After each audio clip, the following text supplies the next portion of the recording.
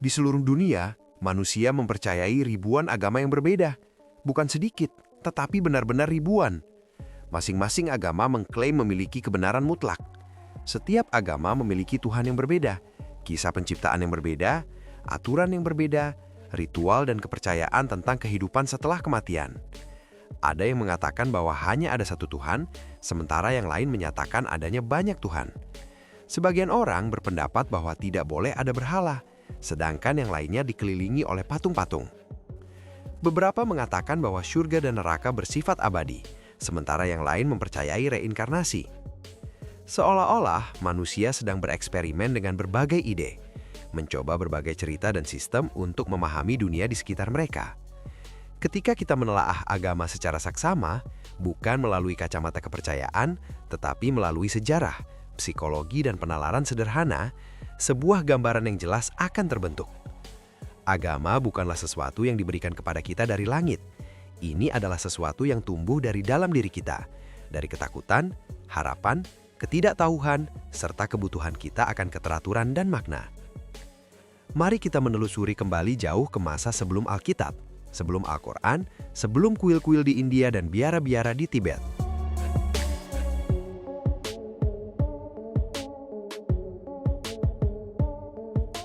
Pada masa awal peradaban manusia, sebelum adanya kota dan pertanian, nenek moyang kita hidup dalam kelompok-kelompok kecil. Hidup pada saat itu berbahaya, tidak terduga dan singkat. Mereka tidak memahami penyakit, tidak tahu apa penyebab badai petir atau gempa bumi, dan juga tidak mengerti apa yang terjadi setelah kematian. Jadi, apa yang mereka lakukan? Mereka membuat penjelasan. Mereka bercerita. Itulah yang biasanya dilakukan manusia ketika kita bingung. Kita berimajinasi. Lalu apa yang dibayangkan oleh manusia purba? Roh-roh dalam angin, dewa-dewa di langit, dan kekuatan tak terlihat di balik setiap peristiwa alam. Pohon bukanlah sekedar pohon, ia memiliki jiwa. Gunung bukanlah sekedar batu, itu adalah kediaman seorang dewa.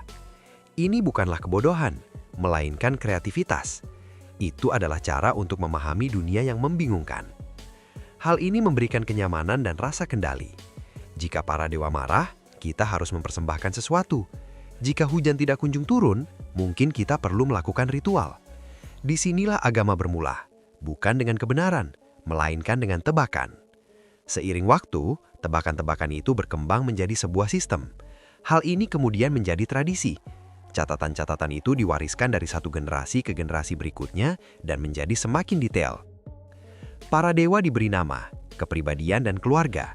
Mitos ditulis, ritual diciptakan, dan perlahan-lahan agama menjadi bagian dari identitas, politik, hukum, dan kekuasaan.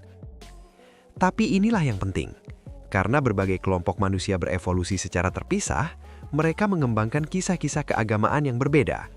Sebuah suku di Afrika menciptakan sebuah cerita, suku di Timur Tengah menciptakan cerita yang lain, dan suku di Amerika Selatan menghasilkan sesuatu yang sama sekali berbeda.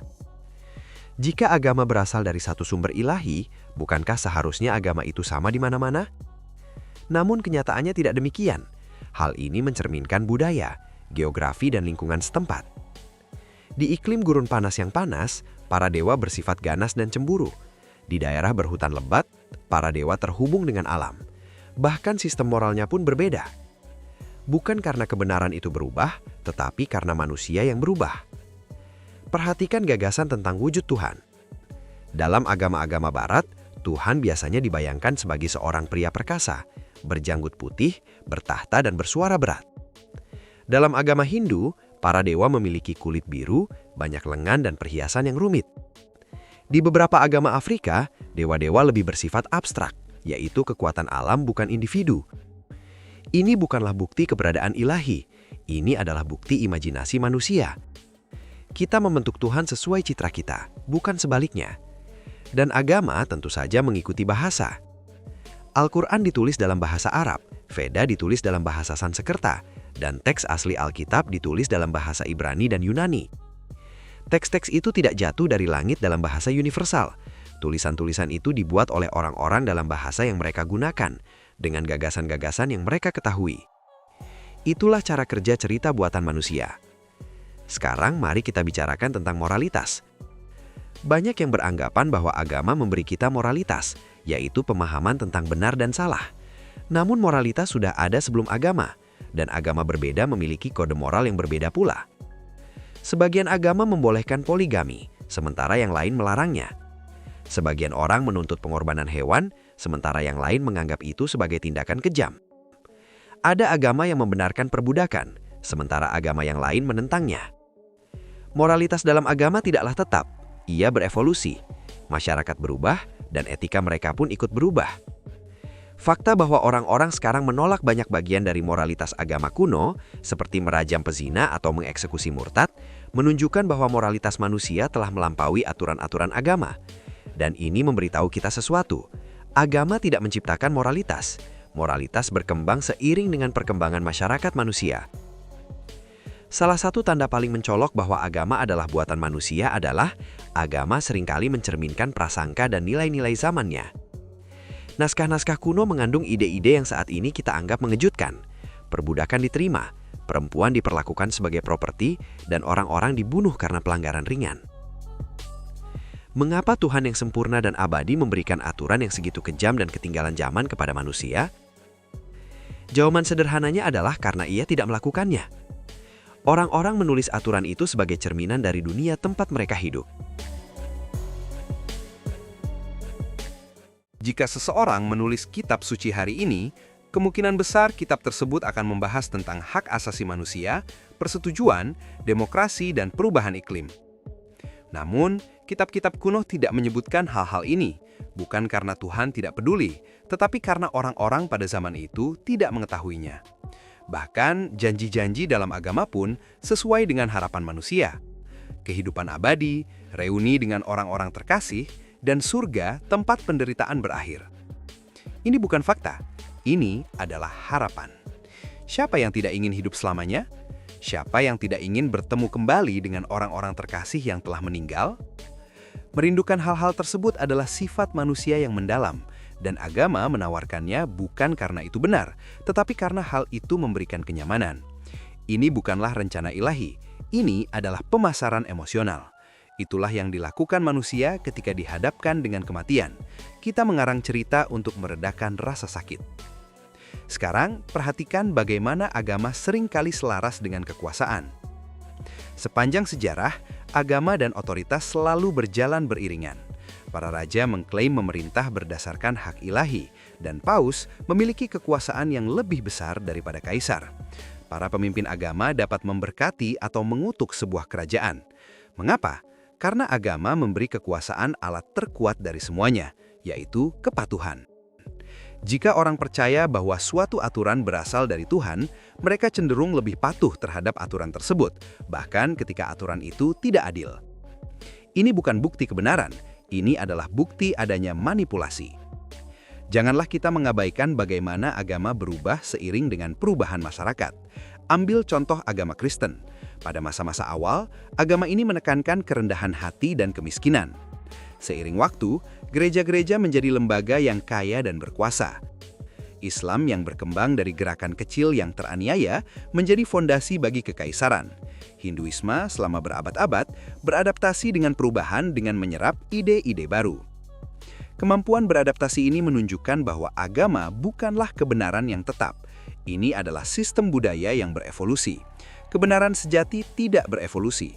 2 ditambah 2 selalu sama dengan 4. Gaya gravitasi selalu menarik benda ke bawah. Namun, agama berubah seiring waktu, kekuasaan, dan politik. Sekarang, perhatikan bagaimana anak-anak memeluk agama. Seorang anak yang lahir di Arab Saudi kemungkinan besar akan beragama Islam. Seorang anak yang lahir di Italia beragama Katolik. Di India, mereka beragama Hindu, dan di Thailand, agama Buddha. Ini bukan karena agama-agama tersebut lebih benar di tempat-tempat itu, tetapi karena kepercayaan diajarkan, bukan ditemukan. Anak-anak tidak menemukan Tuhan secara mandiri. Mereka mewarisi kepercayaan, sama seperti mereka mewarisi bahasa atau makanan. Begitulah cara kerja budaya. Anda tidak dilahirkan sebagai seorang Kristen, Muslim, atau Hindu. Anda terlahir sebagai manusia. Label-label itu muncul kemudian dari lingkungan sekitar Anda. Jika agama berasal dari Tuhan yang universal, maka seharusnya agama itu tidak bergantung pada tempat kelahiran. Namun kenyataannya memang demikian. Ini memberitahu kita sesuatu yang penting. Ada juga fakta bahwa agama-agama saling meminjam satu sama lain. Kekristenan meminjam ide-ide dari Yudaisme dan tradisi pagan. Islam dibangun di atas dasar Yudaisme dan Kristen. Buddhisme dipengaruhi oleh kepercayaan-kepercayaan India sebelumnya. Bahkan mitologi kuno pun memiliki tema yang sama, seperti banjir, kelahiran perawan, dan tokoh penyelamat. Ini bukanlah penemuan baru, itu adalah cerita yang didaur ulang. Agama berevolusi seperti bahasa, seni, dan musik dengan menggabungkan kembali apa yang telah ada sebelumnya. Itulah yang dilakukan manusia. Kita meminjam, kita mengadaptasi, dan kita menceritakan kisah baru dari bagian-bagian lama. Selain itu, pikirkan juga apa yang terjadi ketika kita memperoleh lebih banyak pengetahuan. Kesenjangan yang dulunya diisi oleh agama, seperti asal-muasal petir atau penyebab penyebaran penyakit, sekarang telah diisi oleh ilmu pengetahuan. Dan ketika ilmu pengetahuan menjawab suatu pertanyaan, agama mundur.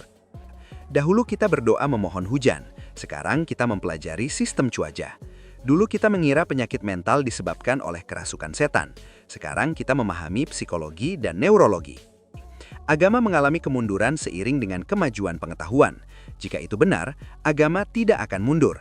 Namun ide-ide buatan manusia akan gagal ketika ide-ide yang lebih baik menggantikannya. Bahkan doa pun mengungkapkan ini. Miliaran doa tidak terkabul setiap hari. Orang-orang berdoa untuk kesehatan, keselamatan, dan perdamaian. Tetapi peperangan terus berkecamuk, penyakit membunuh, dan kecelakaan bisa terjadi. Dunia beroperasi berdasarkan hukum alam, bukan campur tangan ilahi. Orang-orang memenangkan lotre dan kehilangan anak terlepas dari doa yang mereka panjatkan. Itu bukan bukti bahwa Tuhan mendengar.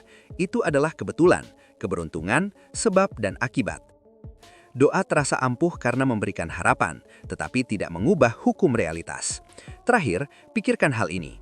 Jika agama itu benar, seharusnya hal itu sudah jelas dan bersifat universal. Semua orang akan mengetahuinya, bukan hanya mempercayainya. Namun, bukan itu dunia tempat kita hidup. Kita hidup di dunia yang penuh dengan ribuan klaim keagamaan yang saling bersaing, semuanya mengatakan hal yang berbeda dan mengklaim sebagai kebenaran. Kebenaran tidak seperti itu. Ini adalah cerminan dari cara penceritaan manusia. Penjelasan yang paling sederhana, yang sesuai dengan semua fakta, semua kontradiksi, dan semua ketidaksinkronan adalah bahwa agama diciptakan oleh manusia.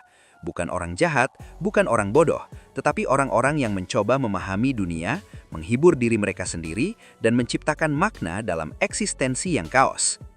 Agama adalah ciptaan manusia, sebuah ciptaan yang kreatif, berkuasa, berpengaruh, terkadang indah dan terkadang mengerikan, tetapi sepenuhnya buatan manusia. Bagaimana pendapat Anda? Mari kita diskusikan bersama di kolom komentar. Jangan lupa untuk like, subscribe, serta aktifkan notifikasinya untuk konten menarik lainnya. Sampai jumpa!